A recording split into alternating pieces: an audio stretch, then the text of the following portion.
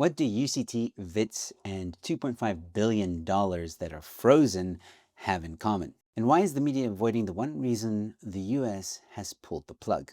Let's get into it. Hello, ladies and gentlemen. My name is Joe Emilio. Thanks for tuning in.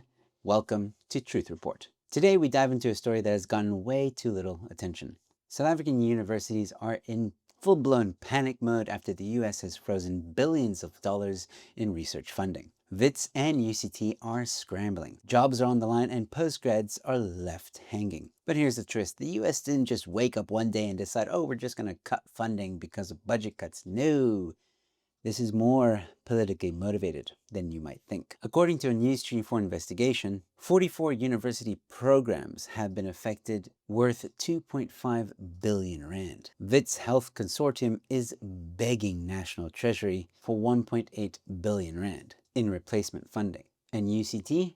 They're staring down a 437 million rand loss this year alone, and 1.67 billion rand loss if this continues. And all this chaos? Well, it comes after the US issued an executive order in February of this year, cutting off aid to South African institutions. The official narrative?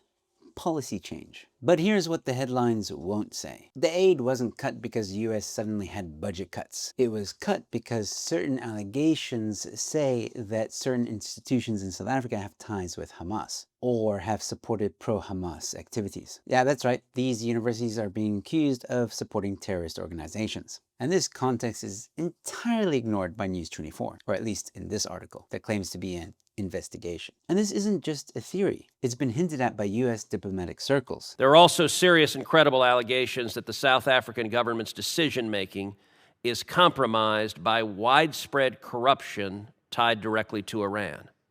They are working together to target our Israeli allies on the international stage. And is consistent with other US aid freezes globally in regions sympathizing with terrorist groups. I mean, it's no secret where the ANC stands themselves, right? I mean, they took Israel to the International Court of Justice. So it's no surprise that universities would follow the same ideology. After all, universities these days are very woke and very misled. South African universities might have flirted with Hamas, but now they've lost their sugar daddy, the US. And now they're crawling back to their ex, which happens to be the Treasury of South Africa, begging for them back. Or in this case, for more money. So here's the deal. You can't shout Free Palestine at every international conference, host speakers with questionable links, and then act shocked when the Western donors pull the plug. Universities are supposed to be the balance of education, not covert PR arms for global militants. And if our government funds this with taxpayer money and there's no transparency, then we're just paying for propaganda in lab coats. So next time you see Wits or UCT claiming that they're under attack, maybe ask,